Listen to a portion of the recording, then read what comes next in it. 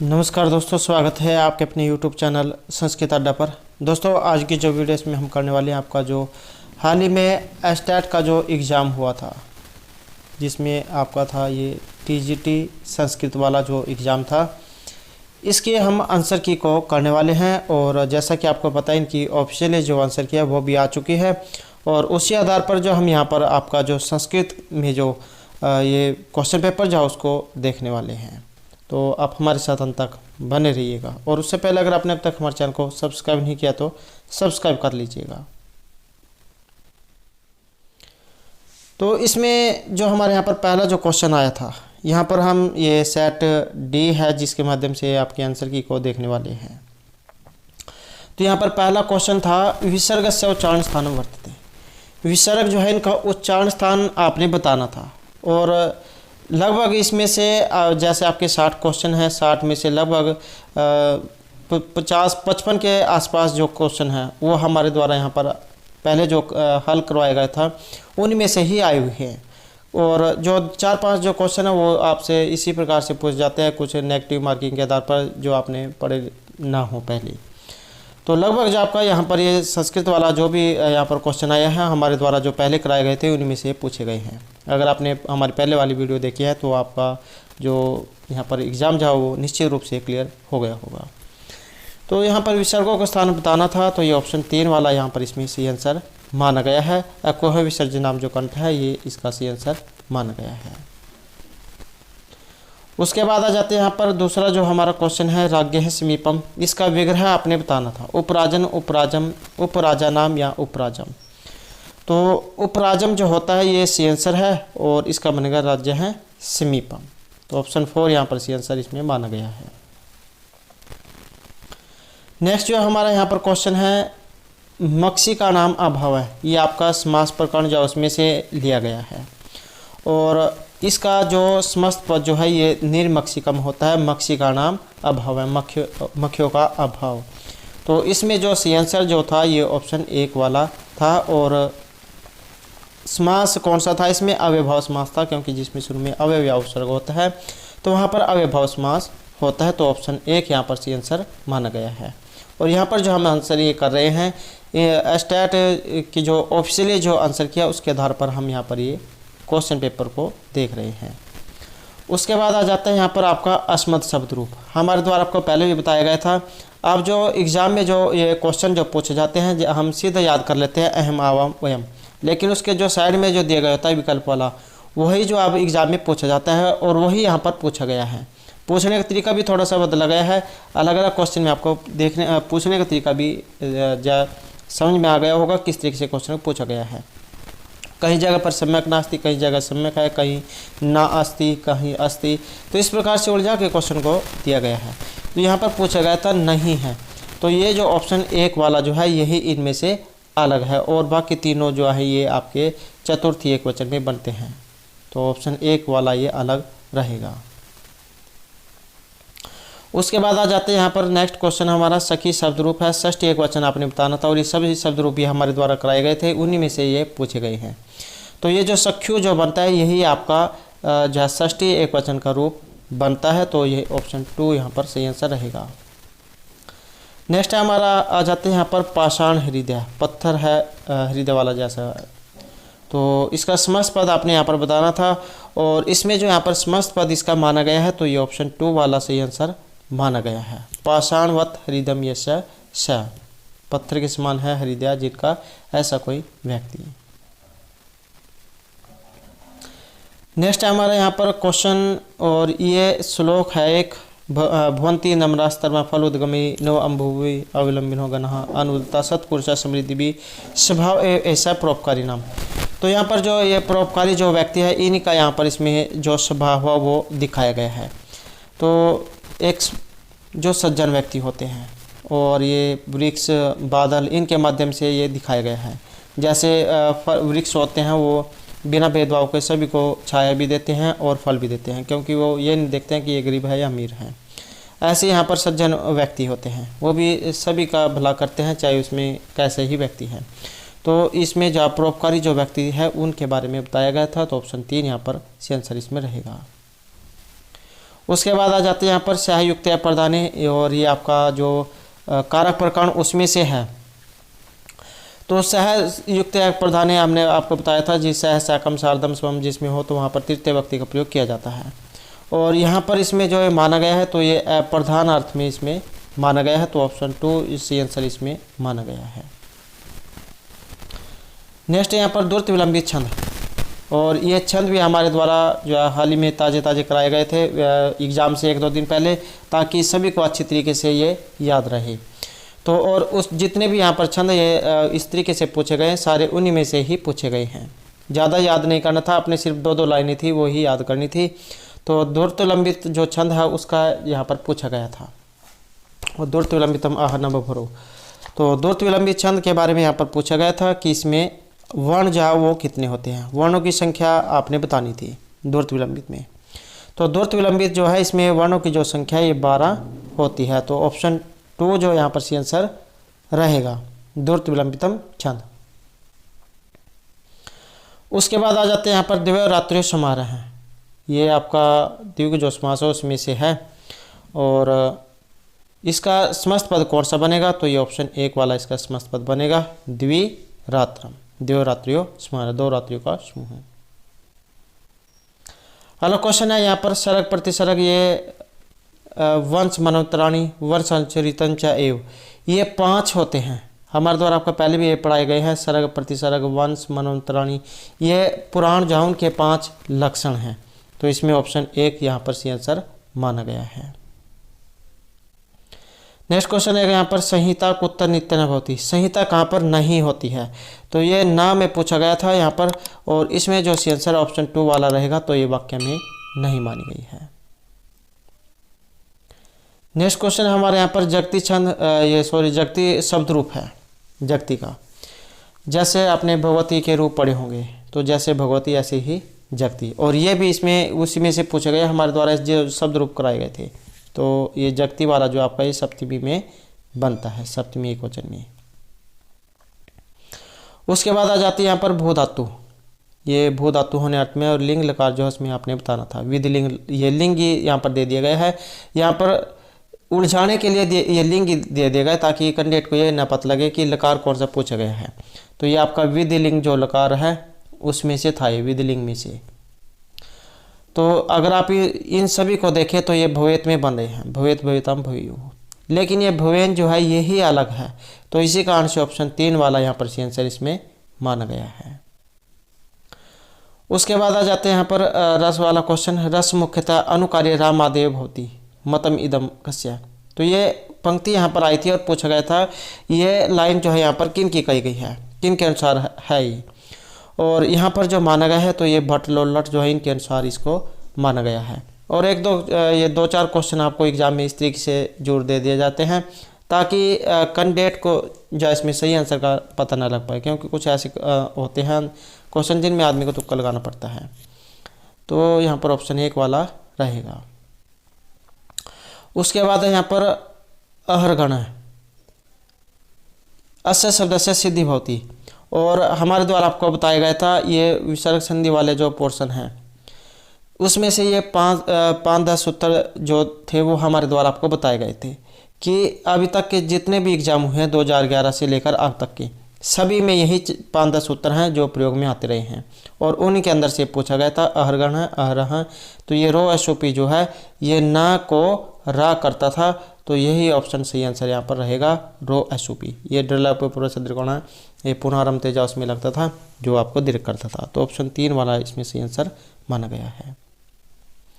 उसके बाद आ जाता है पुनरारंभ ते, ये भी देखो यहाँ पर इसी के उसमें से ले लिया गया है, एक ही पास से दोनों ही लिए गए हैं पुनरारंभ ते।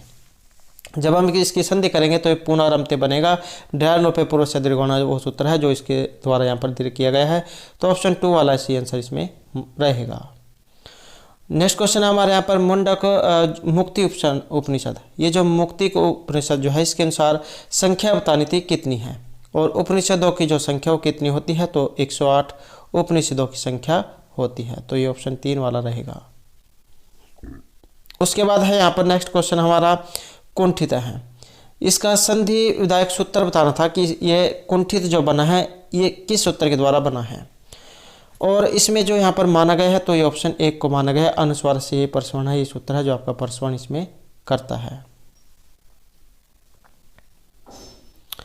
नेक्स्ट आ जाता है हमारे यहाँ पर वेद पुरुषस्य विद्यमान वेद अंगत्वेन वर्णने समुचितम अस्ति। अब यहाँ पर देखिए तो यहाँ पर ये समुचित एक शब्द दिया गया है, इसका मतलब है वो सही आपने बताना है कि इसमें सही कौन सा है।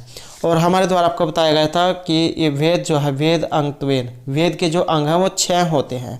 वेद के 6 अंग कौन कौन से होते हैं? शिक्षा, कल्प, व्याकरण, निरुक्त, ज्योतिष और छंद। तो ये 6 हमारे द्वारा बताया गया था और बताया गया था शिक्षा की उत्पत्ति घ्राण से होती है, तो यही यहाँ पर इसमें सही माना गया है। और को देखें तो कल्प की हाथ से होती है, व्याकरण की मुख से होती है, निरुक्त की श्रोत्र से होती है, छंद की पाँव से होती है और ज्योतिष की चक्षु से होती है। तो यहाँ पर जो सी आंसर था ये ऑप्शन 3 वाला ही सही है।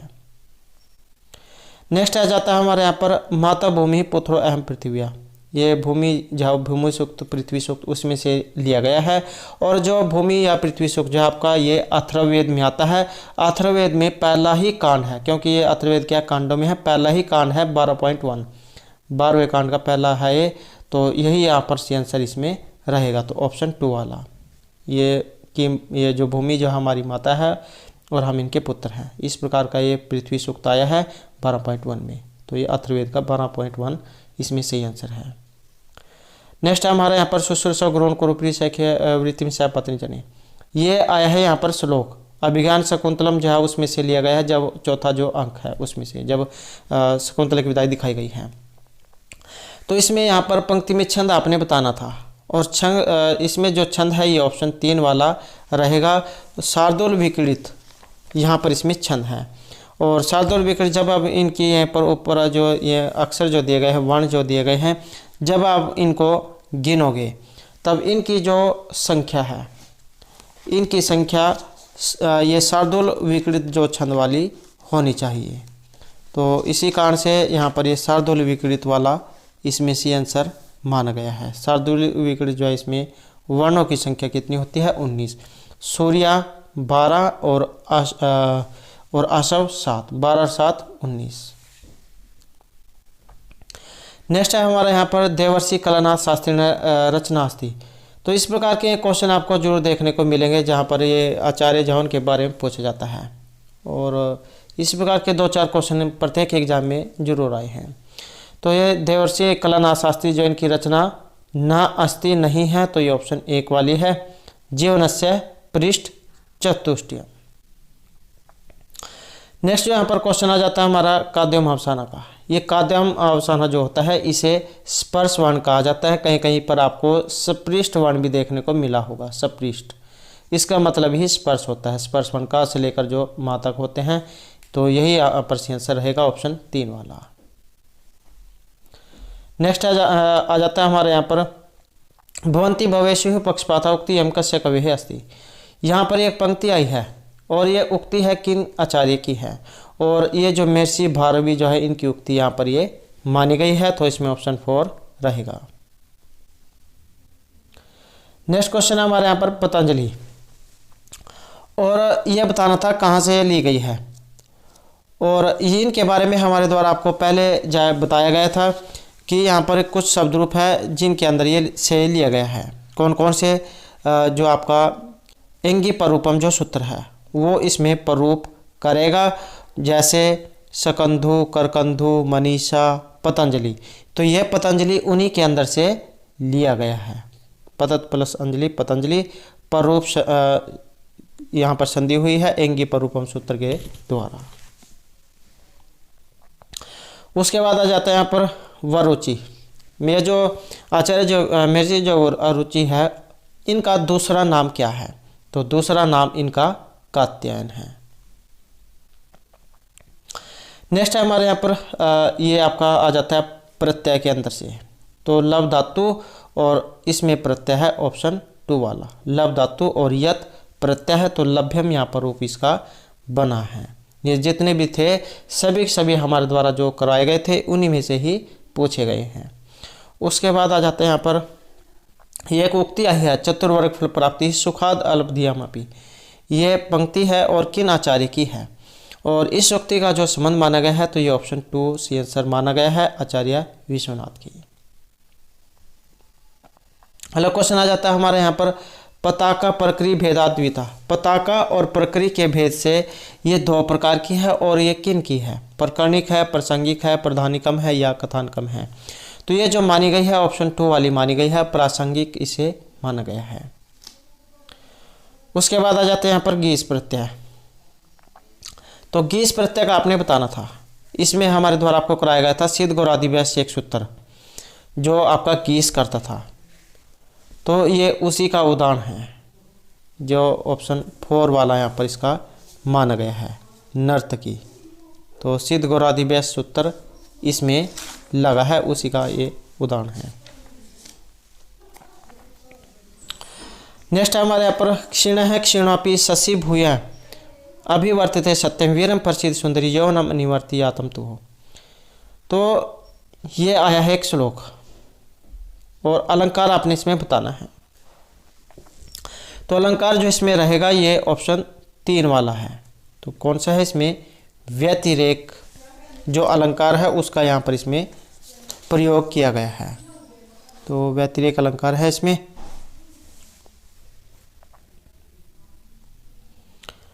नेक्स्ट यहाँ पर ऐसा सार्वधातुक वर्तते। यहाँ पर सार्वधातुक जब आपने बताना है कि सार्वधातुक कौन सा है, तव्य तुमन कत्वा या सानच प्रत्यय। और सार्वधातुक जो प्रत्यय होता है ये सत्री सानच जो प्रत्यय होते हैं, सानच तो ये इसमें है और आत्मनेपद जो इसमें इनका प्रयोग किया जाता है। तो ऑप्शन 4 यहाँ पर रहेगा। नेक्स्ट जो हमारे यहाँ पर है लिह धातु है और तुमुन प्रत्यय। जब इसमें हम लिह धातु को तुमुन प्रत्यय में बनाते हैं इसका थोड़ा सा रूप में परिवर्तन हो जाता है, तो इसका लेढ़िम जो रूप है ये बनता है। तो ऑप्शन 2 सी आंसर रहेगा। नेक्स्ट यहाँ पर शिशु गंगम उषितवान अत्तर कथि अव्ययपदानी संति। अब इसमें अव्ययपद बताने थे कौन कौन से आए हैं। अब इसमें कौन से हैं ये उप वाला जो है ये माना गया है, तो ऑप्शन सिर्फ इसमें 2 वाला रहेगा, एक इसमें माना गया है। नेक्स्ट आ जाता है हमारे यहाँ पर धिक्कार और ये जो क्या है अव्यय है। अब आपने हिंदी में भी पढ़ा होगा, अव्यय जो होते हैं उनमें कोई परिवर्तन नहीं होता है, किसी भी लिंग विभक्ति वचन जो होते हैं उनमें कोई परिवर्तन नहीं होता है। अब यहाँ पर इसका पूछा गया है अर्थ, तो इसका अर्थ जब भर्त्सना होता है। नेक्स्ट क्वेश्चन आ जाता है हमारे यहाँ पर 10 कुमार चरित्र जो आचार्य दंडीजौन के द्वारा जो रचित थी।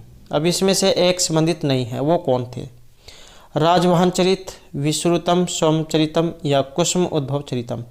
तो यहाँ पर एक वर्णन नहीं हुआ है, इसका संबंध है ऑप्शन 4 में, तो इन्हीं का संबंध यहाँ पर इसमें नहीं है। अगला क्वेश्चन है राधा स्थाल्याम तंडुलोदनम पस्ति तर्केन सूत्रेण सिद्धति। अब हमारे द्वारा आपको बताया गया था कि सप्तमी भक्ति जो है उसमें 3 सूत्र आते हैं और एक बताया गया था कि सप्तमी भक्ति इस कारण से होती है। तो ये सप्तमी भक्ति वाला ही पूछा गया यहाँ पर, तंडुलान ओदलम पस्ति वाला, ये जो स्थाल्याम तंडुलान ओदलम पस्ति। तो सप्तमी भक्ति जहाँ उसका है तो ऑप्शन 1 सही आंसर इसमें रहेगा, सप्तम्य अधिकरणी सूत्र है। उसके बाद आ जाता है हमारा यहाँ पर आस धातु और सानच पुल्लिंग में बताना था इसमें, तो इसका कौन सा रूप यहाँ पर बनेगा? और इसका जो सानच में जो बनेगा ये ऑप्शन 4 वाला रहेगा, आसीन है। नेक्स्ट आ जाता है हमारा यहाँ पर ग्रह धातु और इसमें कत प्रत्यय आपने लगाना था। तो ग्रह धातु में कत प्रत्यय जोड़ने पर कौन सा रूप इसका बनेगा? तो इसका जो रूप बनेगा तो ये ऑप्शन 1 वाला है। कौन सा बनेगा? तो गृह धातु हो गई, गृह धातु और कत प्रत्यय जोड़ने पर गृहीतम रूप इसका बनेगा। नेक्स्ट क्वेश्चन है हमारे यहाँ पर उदिते कमलम विकसति। उदिते मतलब उदय होने पर, कमल खिलते हैं। तो अगर आप इसकी लाइन की हिंदी देखें, उदिते कमलम विकसति, उदय होने पर कमल खिलते हैं। अब पर में अगर आप विभक्ति लगाएं तो इसमें सप्तमी जो विभक्ति है उसका प्रयोग किया गया है, सप्तमी विभक्ति का। अब आपने ये सवित्री जो रूप है सूर्य वाला, इसमें सप्तमी विभक्ति लगानी थी, तो सप्तमी किस में लगेगी? ये ऑप्शन 2 वाले में ही लगी है। नेक्स्ट आ जाता है हमारे यहाँ पर संस्कृत साहित्य विदूषक रहित नाटकम वर्तते, और ये भी हमारे द्वारा कराया गया था, आपको बताया गया था कि विदूषक से रहित रचना है, और वो कौन सी थी इसमें, तो ये ऑप्शन 1 वाली थी, ये मुद्रा राक्षस जो है अंगूठी वाली, तो मुद्रा अंगूठी के उसके आधार पर इसका नाम रखा गया था, ये मुद्रा राक्षस। तो ये मुद्रा जो है ये अंगूठी है, और इसी के आधार पर नाम पड़ा था मुद्रा राक्षस। इसी में ही विदूषक का कोई काम नहीं है, राजनीति छल कपट वाला नाटक इसे बताया गया था। तो इसमें ऑप्शन 1 सी आंसर माना गया है। नेक्स्ट आ जाता है हमारा यहाँ पर भिन्न वर्गीय पदम चुनुत। यहाँ पर भी आपने एक अलग बताना था, इन सभी में कौन सा अलग है, और इसमें जो अलग है तो ये ऑप्शन 3 वाला है, सेतुम। नेक्स्ट आ जाता है हमारा यहाँ पर कस्य व्यवधाने सति न कारस्य अणकार न भवति। तो किस व्यवधाने सति न कारस्य अणकार न भवति, न को अणा नहीं हुआ है, तो ये ऑप्शन 3 वाला इसमें सी आंसर माना गया है, चवर्ग वाला। नेक्स्ट आ जाता है हमारे यहाँ पर सभी नदियों को नमस्कार करो, चतुर्थी विभक्ति वाला यहाँ पर इसमें पूछा गया है। अब ये नदी जो है ये स्त्रीलिंग वाली है, तो ऑप्शन 2 वाला इसमें माना गया है, सर्वहा नदी नमस्करोमि। नेक्स्ट आ जाता है हमारे यहाँ पर छिद धातु और कत प्रत्यय, ये भी सभी हमारे द्वारा प्रत्यय जो कराए गए हैं उन्हीं में से यहाँ पर पूछे गए हैं। छिद धातु कत प्रत्यय का जब हम इसमें प्रयोग करेंगे तो ऑप्शन छिन्न है भिन्न, ये हमारे द्वारा आपको बताया गया था, तो छिन्न है इसका रूप ये बनेगा, भी धातु भिन्न है, छिद धातु छिन्न है। उसके बाद आ जाते हैं यहाँ पर कालक्रम के अनुसार एतेषु कः सर्वप्रथम आसीत्। तो यहाँ पर है कालक्रम के अनुसार, समय के अनुसार आपने इनको सही लगाना था, और सही में जो है यहाँ पर ऑप्शन 1 वाला माना गया है, भट्ट मथुरानाथ शास्त्री। तो यही इनमें से में के अनुसार सबसे पहले हैं। अगला क्वेश्चन आ जाता है यहाँ पर न कांतमपि निर्भूषमी भाति वनिताननम उक्ति इयम अस्ति। यहाँ पर भी एक उक्ति आई है और ये बताना था इनमें से किन की है। ऐसे क्वेश्चन जो आपको 2-4 एग्जाम में जरूर देखने को मिलते हैं। तो इसमें जो यहाँ पर सी आंसर है ऑप्शन 4 ये माना गया है, आचार्य भामा जो उनकी ये उक्ति है।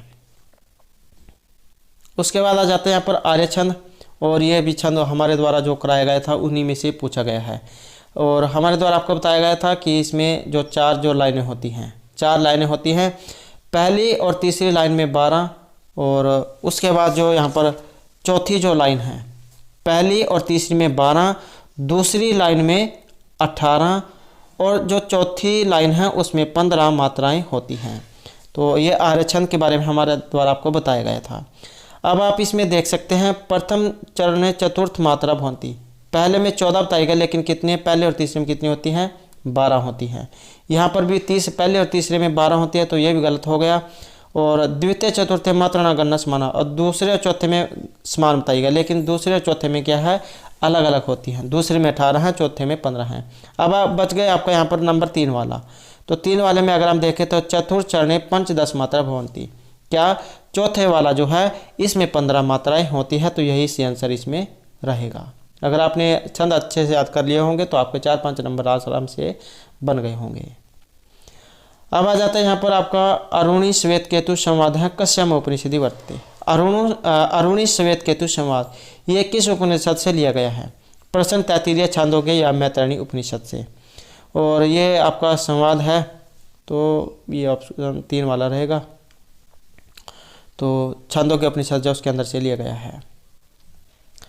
नेक्स्ट आ जाता है हमारा यहाँ पर गुरु से धन स्वीकार करो इत्यस्य वाक्य से संस्कृत अनुवाद है। इसका आपने बताना है संस्कृत में अनुवाद। तो ये स्वीकार करो गुरु से, अब यहाँ पर इसमें देखें तो तृतीय व्यक्ति का प्रयोग यहाँ पर इसमें हुआ है। अब स्वीकार करने में जो यहाँ पर इसमें माना गया है तो ये ऑप्शन 3 वाले को माना गया है, गुरोह धनम स्वीकरोतु। तो ये 3 वाला माना गया है। नेक्स्ट आ जाता है हमारे यहाँ पर सेमूसी, इसका सही अर्थ आपने बताना था, समुचित सही कौन सा है। सेमूसी का जो यहाँ पर अर्थ लिया गया है बुद्धि से लिया गया है। उसके बाद आ जाता है यहाँ पर क्रोधात भवति। अब क्रोध जो होता है गुस्सा, उससे क्या होता है? अब गुस्से से प्यार भी नहीं होता है, प्रेम भी नहीं हो सकता, संतोष भी नहीं आता है, तो गुस्से से क्या होता है? सम्मोह आता है। नेक्स्ट आ जाता है हमारे यहाँ पर वृक भीति। अब इसमें बताना था आपने समास कौन सा है। वृक भीति, तृतीया, ये अगर आपने ये कारक प्रकरण पढ़े होंगे तो उसमें एक सूत्र आया था पंचमी भक्ति में, दृढ़ अर्थ में। अगर आपने थोड़ा सा इसमें जोर दिया हो तो भी धातु के अर्थ में अगर आपने लगाया हो पंचमी भक्ति प्रयोग होती है। तो अगर आप इनमें भी थोड़ा, अगर आपको नहीं भी पता उसमें भी तुक्का लगाते तो आपका सही यहाँ पर हो जाता। तो ये ऑप्शन 2 वाला सी आंसर रहेगा, पंचमी तत्पुरुष समास, भी धातु दृढ़ अर्थ में। उसके बाद आ जाता है यहाँ पर वारी शब्द रूप। ये सभी शब्द रूप हमारे द्वारा जो कराए गए थे उन्हीं में से आए हैं। अब ये वारी शब्द रूप है, इसका असंगत गलत आपने बताना था कि कौन सा किस में बना है। तो द्वितीय एक का जो द्विवचन है, इसमें ये जो वारी में जो रा जो है, रा पे छोटी की मात्रा जो लगी है ये बड़ी की मात्रा होती है। अब अगर प्रथमा का बहुवचन देखें तो इसमें ये छोटे वाली होती है। अब सप्तमी एक वचन में देखें तो ये जो यहाँ पर वारी ने जो बना है ये आपका चतुर्थी में बनता है, तो यही गलत है। और षष्ठी एक वचन में ये वाला तो गलत बताना था यहाँ पर, तो ये ऑप्शन 3 वाला सही आंसर इसमें माना गया है। उसके बाद आ जाता है यहाँ पर अव्यय। अव्यय पदम विकारम प्राप्त होते। अव्यय बताना था, आपने हिंदी में भी पढ़ा होगा कि अव्यय जो होते हैं वो किसी भी परिस्थिति में नहीं बदलते हैं, चाहे वो लिंग विभक्ति वचन कुछ भी हो। तो जिसमें विकार ये होता है तो क्या बताना था, अव्यय पद विकारम प्राप्त होती है, अव्यय पद विकार को प्राप्त करते हैं। तो किन में ये कहीं पर भी विकार को प्राप्त नहीं करते हैं, तो इस कारण से 4 आंसर यहाँ पर सही माना गया है। अलग आ जाता है यहाँ पर तुम आवाम महिमा चाहे मंदिरम वाक्य उचित क्रिया पदम लिखत। तुम, हम दोनों और महिमा मंदिर में जाना चाहिए। अब चाहिए अर्थ में जो विधिलिंग लकार जो है उसका प्रयोग किया जाता है, विधिलिंग लकार का। तो 3 बंदे हैं, तो ये ऑप्शन 1 वाला आएगा, गच्छे, गच्छेत गच्छेतम गच्छेयु, गच्छे गच्छेतम गच्छेत, गच्छेयम गच्छेव गच्छेम। तो ये बहुवचन वाला जो है गच्छेम रहेगा। उसके बाद आ जाता है हमारे यहाँ पर सेव धातु, और हमारे द्वारा आपको बताया गया था लब और सेव, ये 2 ऐसी धातुएं हैं जो लगभग सभी एग्जाम में देखने को मिल रही है। तो यहाँ पर सेव धातु के बारे में पूछ लिया गया है, आत्मनेपदी धातु है। अब इसका बताना है यहाँ पर ये लंग लकार प्रथम पुरुष और एक वचन का रूप कौन सा है। तो इसका जो यहाँ पर बनेगा ये ऑप्शन 4 वाला बनता है, ये एक वचन में बनता है, लंग लकार प्रथम पुरुष एक वचन में, ऐसे बात। उसके बाद है यहाँ पर इस धातु, ये इच्छा करने वाली धातु है, लोट लकार प्रथम पुरुष एक वचन में, इसका रूप आपने बताना था किस प्रकार से बनता है इस धातु का लोट लकार प्रथम पुरुष एक वचन में। तो इसके जो रूप है इस्तु स्तम छंतु इस प्रकार से चलते हैं। तो इसी कारण से यहाँ पर ऑप्शन 2 सी आंसर माना गया है, इच्छतु। उसके बाद आ जाते हैं यहाँ पर ये आपके समुचित विकल्प बताना था, और हमारे द्वारा ये आपको कराए गए थे सपृष्ठ, ईसद सपृष्ठ, विवृत, ईसद विवृत और समवृत। तो ये ईसद सपृष्ठ जो है इसमें यण दे दिया गया है। अब ये यण कैसे बना है, हमारे द्वारा आपको बताया गया था कि ये जो महेश्वर सूत्र जो 14 होते हैं, जब आप इनके प्रत्यय बनाते हैं, जैसे अ उण है, अ ई उ अण, तो इसमें ये दे दिया जाएगा अण। तो इसमें क्या है, ये पहले 3 वाले वर्ण जोड़े जाएंगे, अ ई उ। तो ऐसे ही यहाँ पर ये जो यण वाला है ये पूछा गया था। अब इसमें आपने यण वाले देखने थे कौन से में बने हैं, आई उण री एवं एवच हैवरट है, य व रट ल अण। अब ये जो है ये वाला पूछा गया यहाँ पर, ये और ये इन दोनों के पूछा गया है। तो इन्हीं के अंदर का फिर आपने ही देखना था इसमें। तो य र ल व जो है ये हैवरट और लन के अंदर के आते हैं, तो यण में पूछा गया था। तो यही इसी कारण से इस सपृष्ठ वाला इसमें सही आंसर ये माना गया है। इस सपृष्ठ में य र ल व यण अंतस्थ व्यंजन जो है इसके अंतर्गत आते हैं। तो इसी कारण से ऑप्शन 1 वाला सही आंसर ये माना गया है। तो दोस्तों ये थे आपके यहाँ पर एस्टेट की परीक्षा में जो टीजीटी का एग्ज़ाम हाल ही में हुआ है उसका क्वेश्चन पेपर और उसके आंसर। अगर फिर भी आपको यहाँ पर किसी क्वेश्चन में क्वेश्चन दे लगता है तो आप आंसर के साथ कमेंट जरूर कर दीजिएगा।